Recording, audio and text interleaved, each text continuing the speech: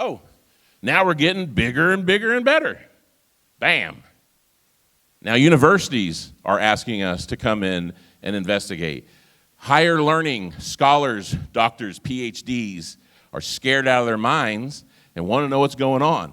Now this little place in San Antonio has got a lot going on. So this is the University of Texas, Texan Cultures. This, back when you were in third grade in Texas, you went to this on field trips. Every third grader in the entire state of Texas probably came to this, especially San Antonio.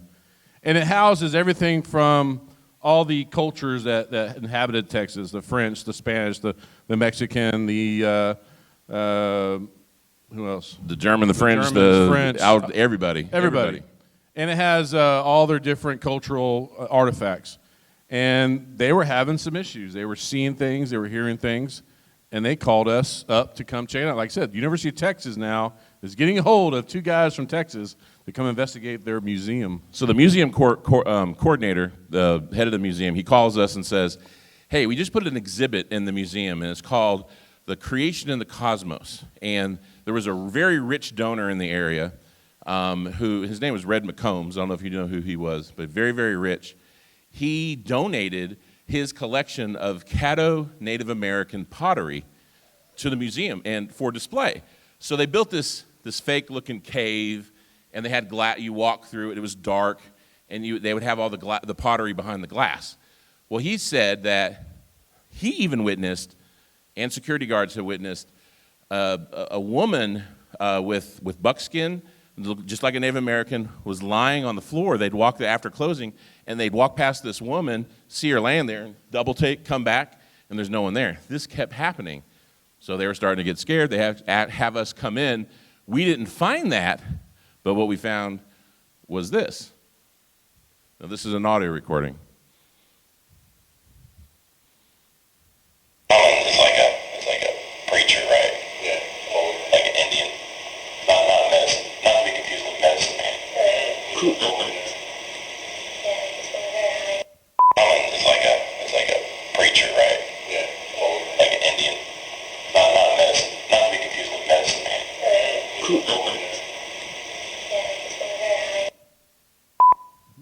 Brad calls me and said, man, I caught some Hawaiian guy talking to us.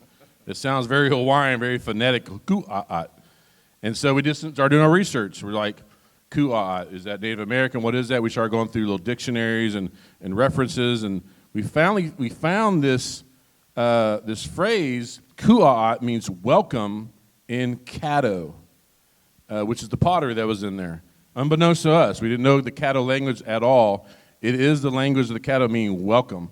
So it's kind of assuring, hey, we're being welcomed here. But that right here where you heard it, that's one clear EVP, and it's probably one of a few that we've caught in like a foreign language. Now, to add to that story, when we showed this evidence, there's other things. We caught Native American flutes playing in the background. We caught drum beats, all different kinds of stuff that indicated there's Native American spirits here. We found out, they said, hey, when the pottery was donated, the Caddo Nation came down. They sent their chiefs and the heads of their councils or tribes, and they had a big bonfire out front, and the chief or the medicine man blessed the pottery and blessed the building and said he was going to put a protective spirit there. And little did they know, he meant what he said. And to this day, now, the sad thing is that they're closing this, and they're going to demolish this building to make way. It's money, San Antonio, they're going to make a lot of money, but they're relocating it to another place. We're curious as to if the haunting moves with it or not. But we'll see if we can find out about that. Moving on to the place, this is probably one of its most favorite or famous artifacts there.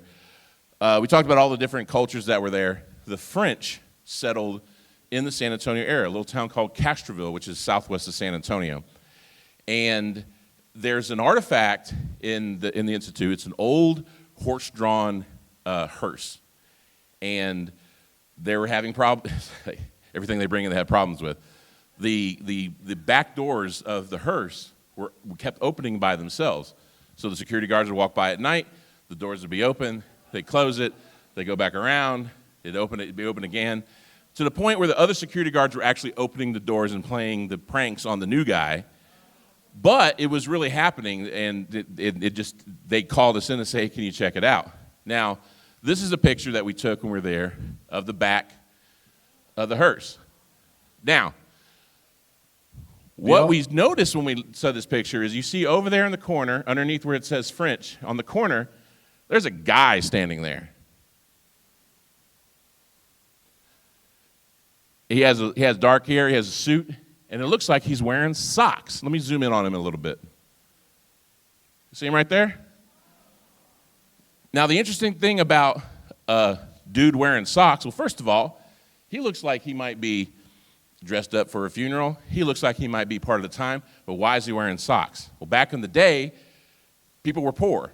And when you died, if you had a really good pair of shoes, they took it off of you and gave it to a family member because they're too valuable to bury. So a lot of people were buried in their socks or bare feet.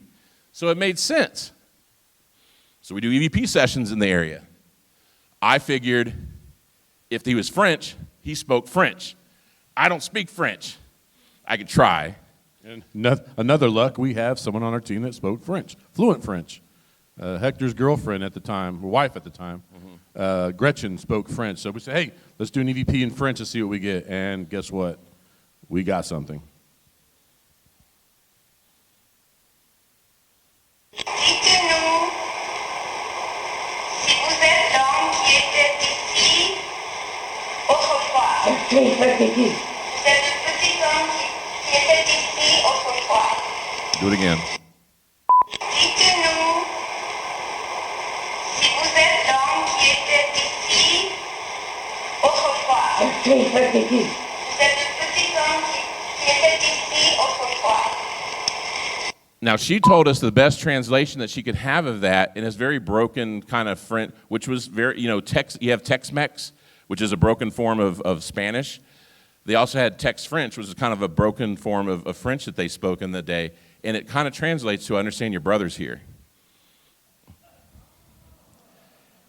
Frere, EC, we got, Frere is brother, EC is here, we knew that. But Gretchen told us that it did sound like a broken form of your brother's here, understand your brother's here, or something like that. So we call him Frenchie, or Pierre, or whatever we wanted to call him, and we got this EVP, correlated the evidence. Now that's very cool.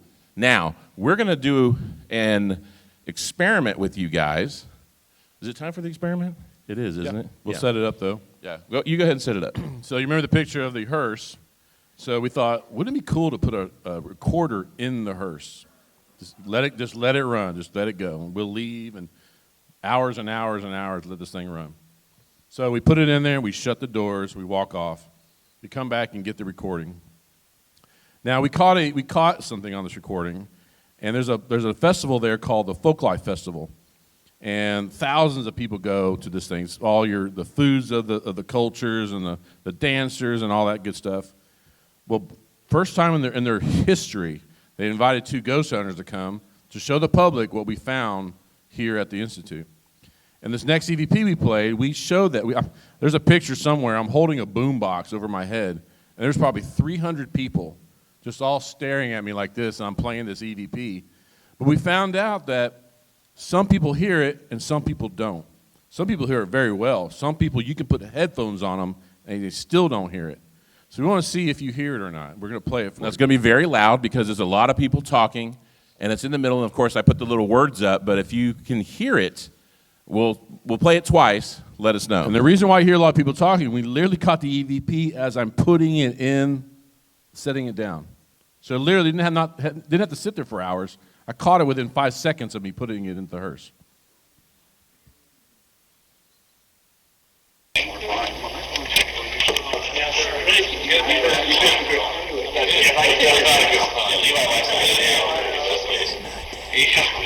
Oh, no, yeah, I won't be laying down on that one.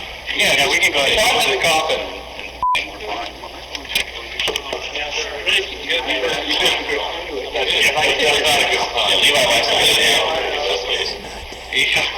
Oh, no, yeah, I won't be laying down on that one.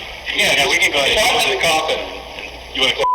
Who heard I'm Not Dead? How many people did not hear it? Wow. You see, there's a few. And it's funny, Barry and I noticed this a lot of times when we were filming, especially Ghost Lab. he would hear things, I wouldn't hear it, or vice versa. Or I'd hear a certain phrase and he would hear. But there was definitely something there. But the cool thing about the dead person, the cool thing about this is, have you ever heard of a dead ring? You know what a dead ringer is? Yeah. They used to bury people alive on accident a lot because they were passed out, they were comatose, something, and their breathing was slow. And they're like, well, we got to bury him before the bacteria sets in, get him in the box, get him in the ground. How we're thinking that maybe there's someone who was a passenger on this hearse who was in that situation. Not dead yet. Not dead yet. I'm not dead. Probably the last words that they'd be screaming as they're scratching and clawing the inside of the coffin, which they have opened up those things and seen claw marks on the inside, meaning that someone was trying to get out. And they weren't vampires. So, isn't that cool? I was thinking,